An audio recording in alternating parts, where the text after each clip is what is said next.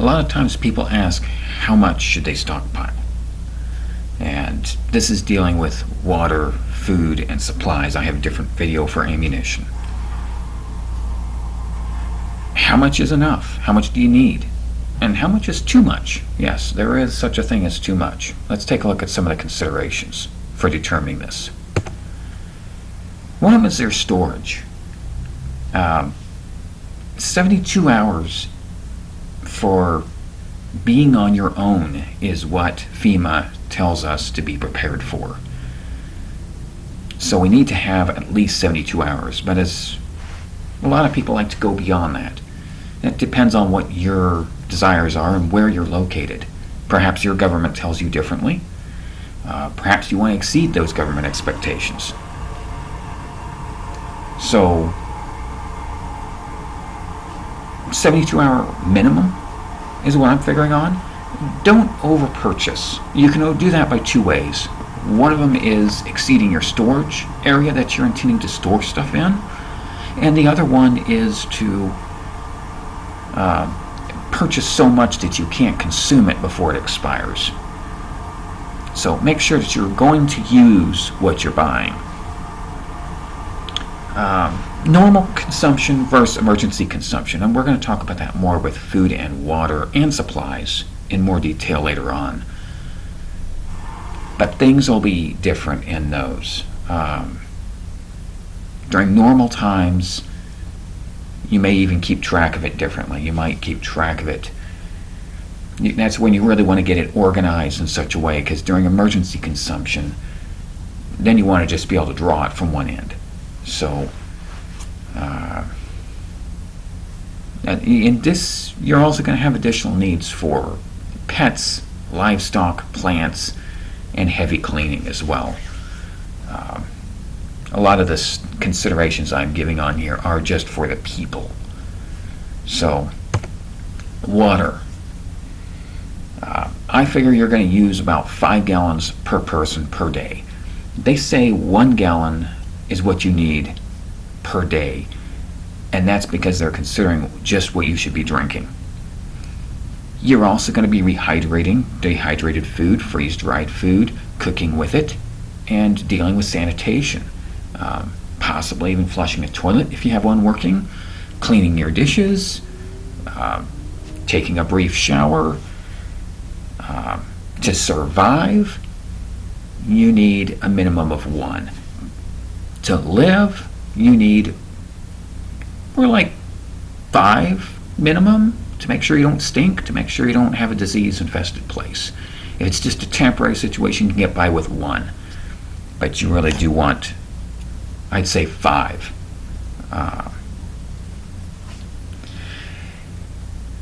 Have some small bottles or pouches for bugging out. Sure, it's great to have your bulk storage for your bugging in situations where you don't have to carry it.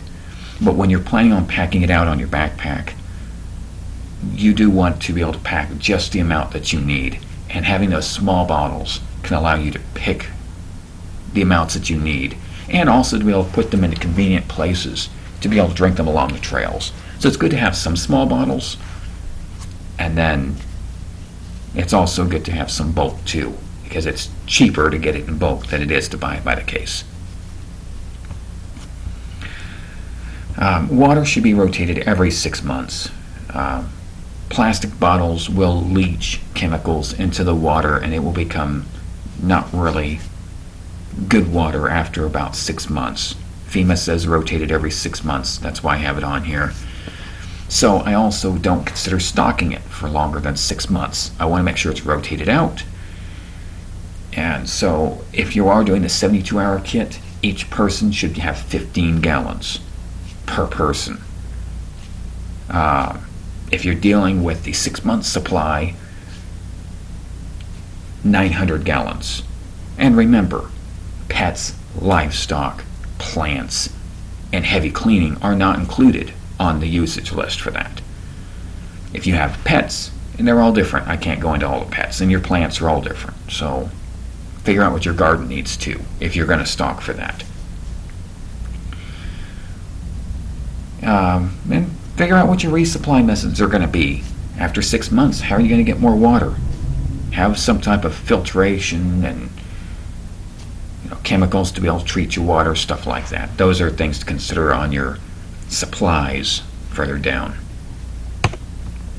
For food considerations, make note of expiration dates. Things don't always necessarily expire right on the date stamped on the can. A lot of cans are good for years to come afterwards.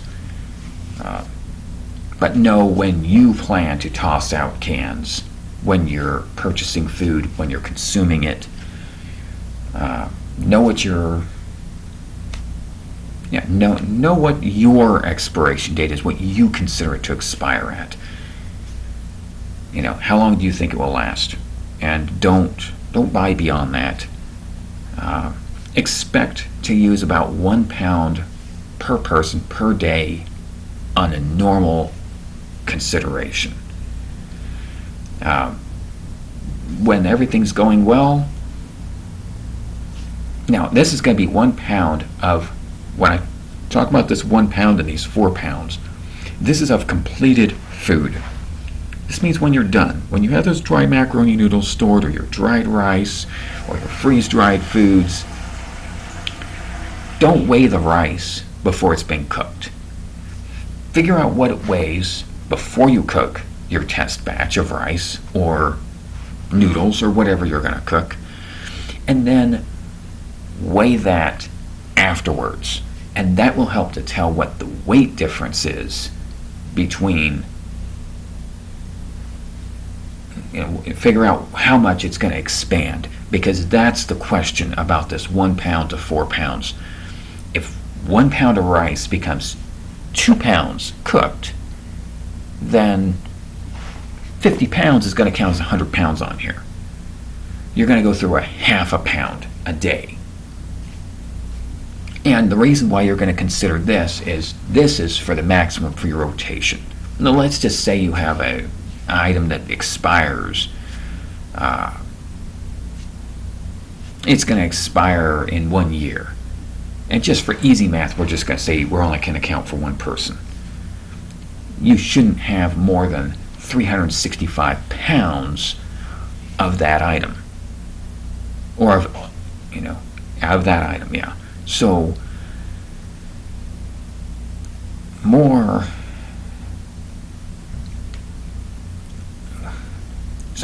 don't stock more than 365 pounds of that item, because you're not going to consider using more than about 1 pound. And consider also what other foods you may also inject with that. Maybe you won't completely use it. Maybe that's butter we're talking about. Butter probably isn't going to last a full year, so I don't know. Not sure what the shelf life of butter is.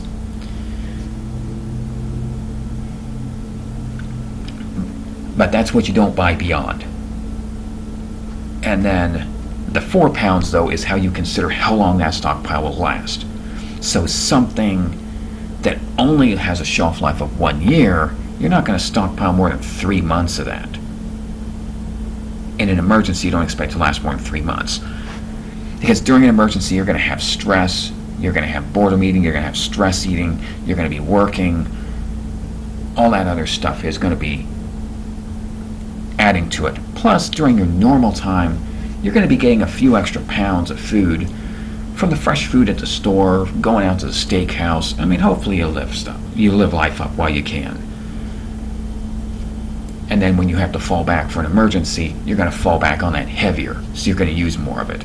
So that's why I'd expect 4 pounds. Now, 4 pounds is a high number. I wouldn't really think I'm absolutely going to eat 4 pounds. But I do want to know that I have 4 pounds available. So if I'm packing a 72-hour kit, I want 12 pounds per person. But once again, I want to make sure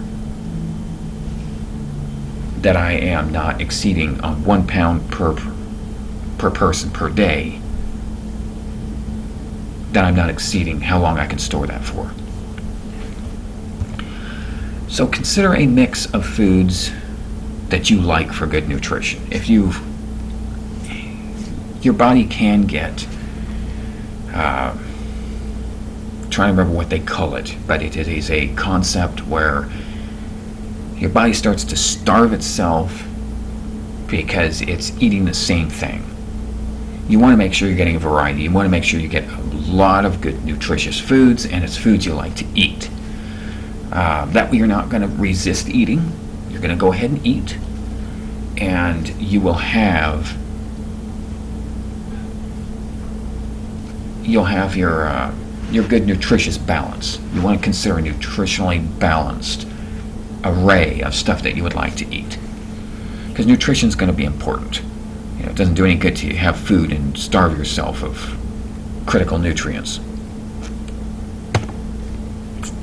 And what you're going to do to resupply your food?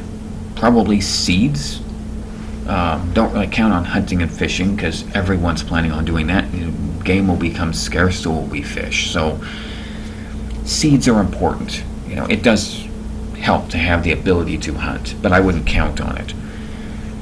Consider what type of seeds you're getting. Are they hybrid? Are they heirloom seeds? Heirloom seeds you can replant. Hybrid seeds, once that plant's grown, once it's aged, once it's dead, you need to replant it from a hybrid seed. It's not going to be able to replant from its own seeds. An heirloom seed, you can replant that same plant again.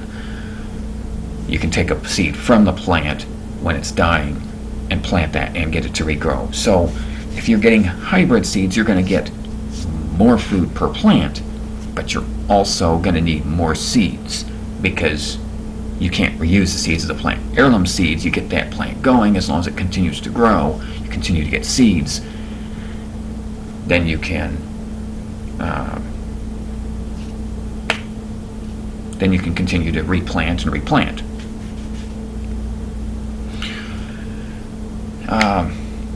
And know your hardiness zone. When you're looking at plants, they will tell you which hardiness zone they belong in. That's a USDA specification on where you're at. Where you're at will be a certain hardiness zone, and you're going to be able to grow certain things in there based on that. The higher the number, the more you can grow. So know that when you're selecting which plants you're going to get seeds for. Make sure they're ones that will actually grow for you. Don't try to grow stuff that doesn't grow in your area. What types of plants? How much food will they produce? Depends on how much seed you think you're going to need, especially if you're dealing with hybrid. Figure out what the yield is on those plants. And when do they sprout? That's also useful to know. When do they sprout? How long do you need to have your food storage last you for before your plants can sprout? And count on a possible crop failure. Doesn't hurt to have an extra season of food stored. Know your planting seasons.